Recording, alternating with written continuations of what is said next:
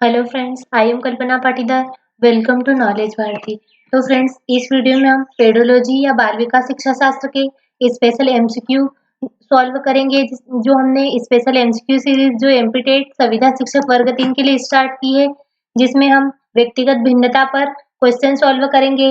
व्यक्तिगत भिन्नता में जो बौद्धिक भिन्नता, शारीरिक भिन्नता, संवेगात्मक भिन्नता और विचारों में भिन्नता, व्यक्तित्व में भिन्नता, विशिष्ट योग्यताओं में भिन्नता, जो भी भिन्नताएं रहती है, हर एक बालक में अलग अलग विभिन्नताएं रहती है। सभी बालक एक जैसे नहीं होते हैं, तो विभिन्नताओं पर, व्यक्तिगत विभिन्नताओं पर ही हम क्वेश्चन सॉल्व करेंगे इस वीडियो में। तो फ्रेंड्स, वीडियो आगे देखने से पहले लाइक, शेयर और सब्सक्राइब करना ना भूले। क्वेश्चन नंबर 1 है, खिलौने, पहनावे की वस्तुएं, घरेलू सामग्री या व्यवसाय एवं रंगों को विश्व लिंग के साथ यहाँ थोड़ी सी टाइपिंग मिस्टेक हो गई है।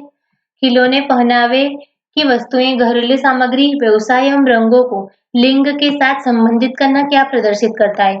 जो खिलौने या पहनावे की जो वस्तुएं हैं, घरेलू सामग्री है या व्यवसाय या रंगों को लिंग के साथ संबंधित करना क्या प्रदर्शित करता है? जो अलग से रहते हैं कि ये खिलौना लड़कों के लिए ही है, लड़कियां नहीं खेल सकती, ये पहनावा लड़कियों के लिए है, लड़कों के लिए नहीं है, तो ये क्या प्रदर्शित करता है? ऑप्शन ए है जेंडर प्रासंगिकता, ऑप्शन बी है विकसित जेंडर पहचान, ऑप्शन सी है जेंडर रूढ़िवादिता, ऑप्शन डी है जेंडर सिद्धांत। बताइए इसका आंसर क्या होगा? जो खिलौने, पहनावे की वस्तुएं, घरेलू सामग्री, व्यवसाय या रंगों में लिंग के साथ संबंधित करना क्या प्रदर्शित करता है? ऑप्शन ए है जेंडर प्रासंगिकता, ऑप्शन बी है विकसित जेंडर पहचान, ऑप्शन सी है जेंडर रूढ़िवादिता और ऑप्शन डी है जेंडर सिद्धांत। जो खिलौने, पहनावे की वस्तुएं हैं, घरेलू सामग्री और व्यवसाय, रंगों, जो भी इनको संबंधित करते हैं, यह क्या प्रदर्शित करते हैं? तो जो खिलौने, बहुत सारे खिलौने ऐसे रहते हैं कि वो लड़कों के लिए और लड़कियों के लिए अलग-अलग ऐसे परिभाषित कर दिए जाते हैं कि ये लड़कियां ही खेल सकती है, ये लड़के ही खेल सकते हैं। तो ये जेंडर रूढ़िवादिता है। तो ऑप्शन सी हमारा आंसर होगा, जेंडर रूढ़िवादिता। क्वेश्चन नंबर 2 है, एक शिक्षक को चाहिए कि, एक शिक्षक को क्या चाहिए? ऑप्शन ए है यह संप्रेषित करे कि वह कक्षा में सभी सांस्कृतिक संस्कृतियों का सम्मान करता है एवं महत्व देता है। एक शिक्षक को यह चाहिए कि वह यह संप्रेषित करे, वो कक्षा में एक शिक्षक यह संप्रेषित करे कि वह सभी संस्कृतियों का सम्मान करता है एवं महत्व देता है। ऑप्शन बी है वह विद्यार्थियों के बीच तुलना को अधिकतम करे, ऑप्शन सी है वह विशेष संस्कृति या समुदाय के बच्चों को बढ़ावा दे, ऑप्शन डी है विद्यार्थियों के बीच सांस्कृतिक विभिन्नताओं तथा विविधताओं की अनदेखी करे। तो बताइए इसका आंसर क्या होगा? एक शिक्षक को क्या चाहिए इसमें से? ऑप्शन ए है यह संप्रेषित करे कि वो कक्षा में सभी संस्कृतियों का सम्मान करता है एवं महत्व देता है। ऑप्शन ए ठीक लग रहा है। अगला ऑप्शन पढ़ते हैं। ऑप्शन बी है वह विद्यार्थियों के बीच तुलना को अधिकतम करे। जो विद्यार्थी है उनके बीच में तुलना करे, तो कोई भी विद्यार्थी, कोई भी शिक्षक को विद्यार्थियों के बीच में तुलना नहीं करनी चाहिए। तो ऑप्शन बी तो हटा ही दीजिए, ऑप्शन बी हमारा आंसर नहीं हो सकता। ऑप्शन सी है वह विशेष संस्कृति या समुदाय के बच्चों को बढ़ावा दे। शिक्षक ने किसी भी एक संस्कृति या समुदाय के बच्चों को बढ़ावा नहीं देना चाहिए, तो ऑप्शन सी भी हटा दीजिए। ऑप्शन डी है विद्यार्थियों के बीच सांस्कृतिक विभिन्नताओं तथा विविधताओं की अनदेखी करे। तो विविधताओं और सांस्कृतिक भिन्नताओं की अनदेखी भी नहीं करनी चाहिए, तो ऑप्शन डी भी हटा दीजिए। बताइए इसका आंसर क्या होगा? ऑप्शन ए यह संप्रेषित करे, कक्षा में एक शिक्षक को यह संप्रेषित करना चाहिए कि वह सभी संस्कृतियों का सम्मान करता है एवं सभी संस्कृतियों को महत्व देता है। तो ऑप्शन ए हमारा आंसर होगा। क्वेश्चन नंबर 3 है, यह विचारधारा है कि सभी बच्चों को एक नियमित विद्यालय व्यवस्था में समान शिक्षा प्राप्त करने का अधिकार हो। ऑप्शन ए है बहुल सांस्कृतिक शिक्षा, ऑप्शन बी है समावेशी शिक्षा, ऑप्शन सी है मुख्यधारा शिक्षा और ऑप्शन डी है विशेष शिक्षा।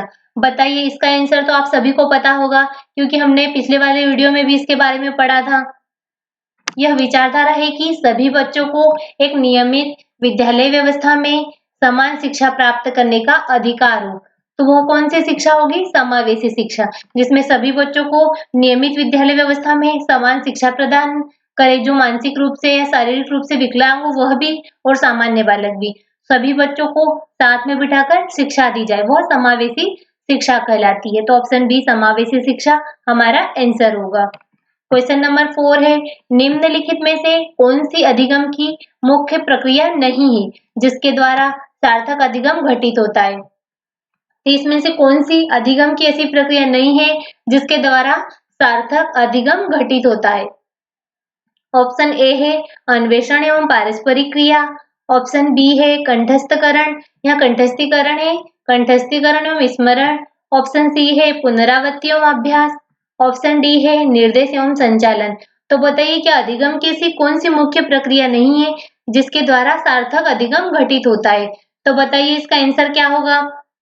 ऑप्शन ए है अन्वेषण एवं पारस्परिक क्रिया। तो अन्वेषण यानी खोज भी करनी चाहिए और पारस्परिक क्रिया भी करनी चाहिए। तो ऑप्शन ए तो सही है।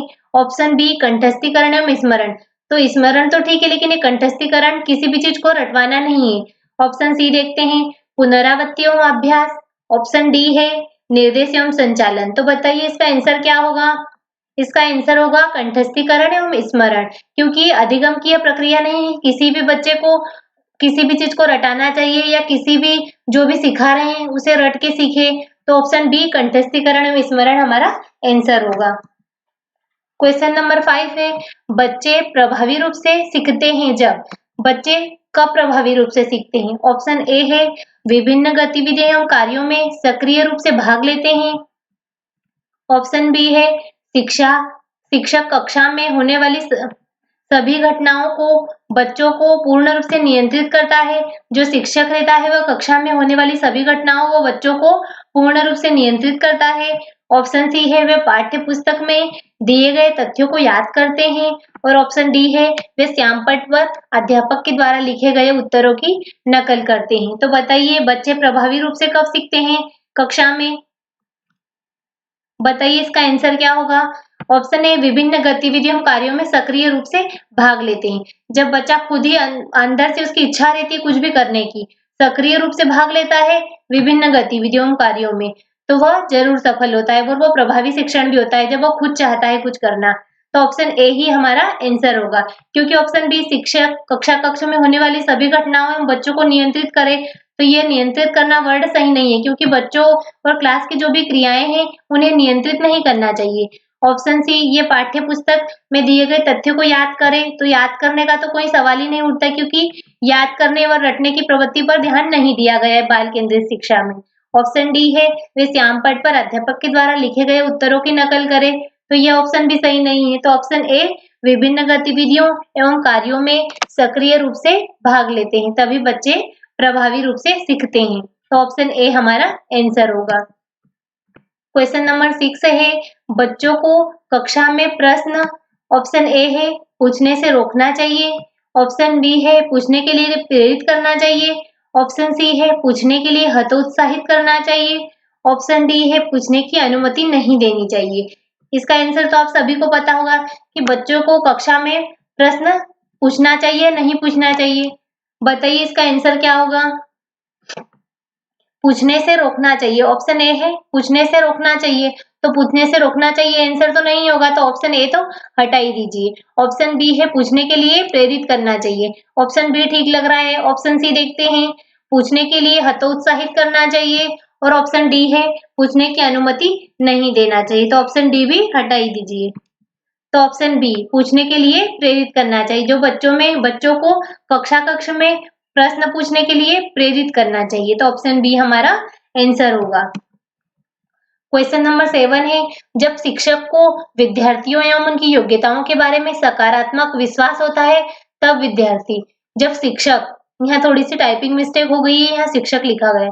जब शिक्षक को विद्यार्थियों एवं उनकी योग्यताओं के बारे में सकारात्मक विश्वास होता है तब विद्यार्थी, ऑप्शन ए है किसी भी रूप में प्रभावित नहीं होते हैं, ऑप्शन बी है सीखने के लिए उत्सुक एवं प्रेरित रहते हैं, ऑप्शन सी है निश्चित हो जाते हैं तथा सीखने के लिए किसी भी तरह का प्रयास करना बंद कर देते हैं, ऑप्शन डी है विद्यार्थियों का उत्साह भंग हो जाता है तथा वे दबाव में आ जाते हैं। यहाँ थोड़ी सी टाइपिंग मिस्टेक हो गई है। बताइए इसका आंसर क्या होगा? जब शिक्षक को विद्यार्थियों में उनकी योग्यताओं के बारे में सकारात्मक विश्वास होता है तब विद्यार्थी प्रभावित होते हैं नहीं होते हैं? बताइए इसका आंसर क्या होगा?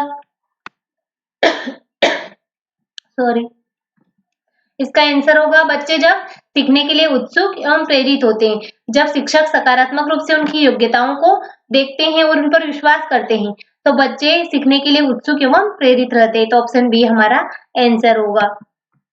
क्वेश्चन नंबर 8 है बच्चों की गलतियां। बच्चों की गलतियों को ध्यान देना चाहिए, नहीं देना चाहिए। आगे ऑप्शन पढ़ते हैं। ऑप्शन ए है शिक्षण अधिगम प्रक्रिया में महत्वहीन है। जो बच्चों की गलतियां हैं वह शिक्षण अधिगम प्रक्रिया में महत्वहीन है, उनका कोई महत्व नहीं है। ऑप्शन बी है प्रदर्शित करती है कि बच्चे कितने लापरवाह हैं। ऑप्शन सी है बार बार अभ्यास करने के लिए कहकर तुरंत सुधार देनी चाहिए। ऑप्शन डी है अधिगम प्रक्रिया का एक भाग है तथा उनके विचारों को एक अंतर्दृष्टि देनी चाहिए। तो बताइए इसका आंसर। तो आप सभी को पता होगा कि बच्चों की गलतियों को कितना अधिक शिक्षण अधिगम प्रक्रिया में कितना महत्व रहता है। तो बताइए इसका आंसर क्या होगा। ऑप्शन ए है शिक्षण अधिगम प्रक्रिया में महत्वहीन है। तो शिक्षण अधिगम प्रक्रिया में बहुत महत्व है बच्चों की गलतियों का, तो यह महत्वहीन वर्ड सही नहीं है। तो ऑप्शन ए हमारा आंसर नहीं होगा। ऑप्शन बी है प्रदर्शित करती है कि बच्चे कितने लापरवाह है। तो बच्चे जब कुछ सीखते हैं तभी गलतियां होती है, तो उन्हें लापरवाह नहीं कह सकते। तो ऑप्शन बी भी हटा दीजिए। ऑप्शन सी है बार बार अभ्यास करने के लिए कहकर उन्हें तुरंत सुधार देना चाहिए। ये ऑप्शन भी ठीक नहीं है कि बार बार अभ्यास करने के लिए कहकर उन्हें तुरंत सुधार देना चाहिए। ऑप्शन डी है अधिगम प्रक्रिया का एक भाग है, क्योंकि कुछ भी सीखते हैं तो गलतियां होती है, ये एक अधिगम प्रक्रिया का भाग है तथा उनके विचारों को एक अंतर्दृष्टि देनी चाहिए। तो ऑप्शन डी हमारा आंसर होगा कि बच्चों की गलतियों को अधिगम प्रक्रिया का एक भाग समझकर उनके विचारों को एक अंतर्दृष्टि देनी चाहिए। तो ऑप्शन डी हमारा आंसर है। क्वेश्चन नंबर 9 है एक शिक्षक बच्चों को प्रभावी रूप से समस्या का समाधान करने में सक्षम बनने के लिए किस तरह प्रोत्साहित करता है। यहाँ थोड़ी सी टाइपिंग मिस्टेक हो गई है। ऑप्शन ए है बच्चों को समस्या के बारे में सहज अनुभूत अनुमान लगाने एवं बहु विकल्पों को देखने के लिए प्रोत्साहित करना। ऑप्शन बी है पाठ्य पुस्तक के सभी प्रश्नों के व्यवस्थित तरीके से समाधान लिखकर। ऑप्शन सी है पाठ्य पुस्तक से एक ही प्रकार के प्रश्नों के उत्तर के अभ्यास के लिए उन्हें पर्याप्त मात्रा में अवसर प्रदान करके। और ऑप्शन डी है पाठ्य पुस्तक में दी गई सूचनाओं के कंठस्थीकरण करने पर बल देकर। यहाँ थोड़ी सी टाइपिंग मिस्टेक हो गई, यहाँ कंठस्थीकरण है, कंठस्थीकरण करने पर बल देकर। तो बताइए इसका आंसर क्या होगा। एक शिक्षक बच्चों को प्रभावी रूप से समस्या का समाधान करने में सक्षम बनने के लिए किस तरह प्रोत्साहित करेगा।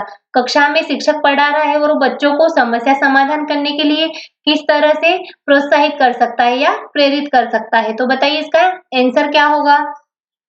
ऑप्शन ए है बच्चों को समस्या के बारे में सहज अनुभूत अनुमान लगाने एवं बहु विकल्पों को देखने के लिए प्रोत्साहित करना चाहिए। उनको विकल्प देना चाहिए कि कौन सा सही है, तो वो विकल्प में से जल्दी अनुमान लगाकर उसका हल कर लेंगे। ऑप्शन बी है पाठ्य पुस्तक के सभी प्रश्नों के व्यवस्थित तरीके से समाधान लिखकर। तो ये ऑप्शन नहीं हो सकता, क्योंकि पाठ्य पुस्तक के सभी प्रश्नों के व्यवस्थित तरीके से समाधान लिखकर तो समस्या पाठ्य पुस्तक अनुसार ही नहीं हो सकती है, व्यक्ति के जीवन की समस्याओं का भी समाधान करना पड़ता है। ऑप्शन बी भी हटा दीजिए। ऑप्शन सी है पाठ्य पुस्तक से एक ही प्रकार के प्रश्नों के उत्तर के अभ्यास के लिए उन्हें पर्याप्त मात्रा में अवसर प्रदान करके। तो पाठ्य पुस्तक के प्रश्नों का अभ्यास करने के लिए उन्हें प्रेरित नहीं किया जाता क्लास में, और उन्हें पर्याप्त मात्रा में उत्तरों को याद करने के लिए भी अवसर प्रदान नहीं करना है। तो ऑप्शन सी भी हटा दीजिए। ऑप्शन डी है पाठ्य पुस्तक में दी गई सूचनाओं का कंठस्थीकरण। तो कंठस्थीकरण वर्ड तो कहीं भी आए तो उसे हटा ही दीजिए, क्योंकि बाल केंद्रित शिक्षा में बच्चों को कंठस्थीकरण या रटने की प्रवृत्ति पर ध्यान नहीं दिया गया है। तो ऑप्शन डी भी हटा दीजिए। तो एक शिक्षक बच्चों को प्रभावी रूप से समस्या का समाधान करने में सक्षम बनने के लिए किस तरह प्रेरित कर सकता है। तो बच्चों को समस्या के बारे में सहज अनुभूत अनुमान लगाने एवं बहु विकल्पों को देखने के लिए प्रोत्साहित करके ही बच्चों को समस्या समाधान करने के लिए सक्षम बना सकता है। तो ऑप्शन ए हमारा आंसर होगा। क्वेश्चन नंबर 10 है वे विधियां जिनके प्रयोग में विद्यार्थियों की स्व पहल मतलब उनकी स्वयं की पहल रहती है, वो प्रयास शामिल है, निम्न में से किसका उदाहरण है। वो वे विधियां कौन सी है जिसमें विद्यार्थी की स्वयं पहल रहती है, वो कुछ करना चाहता है या प्रयास करता है, वह कौन सी विधि इसका उदाहरण है। तो ऑप्शन ए है परंपरागत विधि। ऑप्शन बी है अंतरवैयक्तिक विधि। ऑप्शन सी है निगमनात्मक विधि और ऑप्शन डी है अधिगमकर्ता केंद्रित विधि। तो बताइए इसका आंसर क्या होगा। वे विधियां जिनमें प्रयोग में विद्यार्थियों की स्वपहल एवं प्रयास शामिल होते हैं, जिसमें बच्चे खुद ही उनकी पहल करते हैं और प्रयास शामिल होते हैं। तो इसका उदाहरण है, कौन सी विधि ऐसी है जिसमें विद्यार्थियों की स्वपहल एवं प्रयास शामिल होता है। तो बताइए इसका आंसर क्या होगा। अधिगमकर्ता केंद्रित विधि, क्योंकि अधिगमकर्ता जब बच्चे कुछ सीखते हैं तब वो स्वयं पहल करते हैं और प्रयास करते हैं, तो ये अधिगमकर्ता केंद्रित विधि है। तो ऑप्शन डी हमारा आंसर होगा। तो फ्रेंड्स, वीडियो को लाइक शेयर और सब्सक्राइब करना ना भूलें और ये वीडियो आपको कैसा लगा ये कमेंट बॉक्स में जरूर बताएं। और आपने पहले वाले वीडियो नहीं देखे हो तो प्लेलिस्ट में जाकर पहले वाले वीडियो जरूर देखें और ये वीडियो लाइक शेयर और सब्सक्राइब करना ना भूलें। Thank you and keep visiting knowledge Bharti.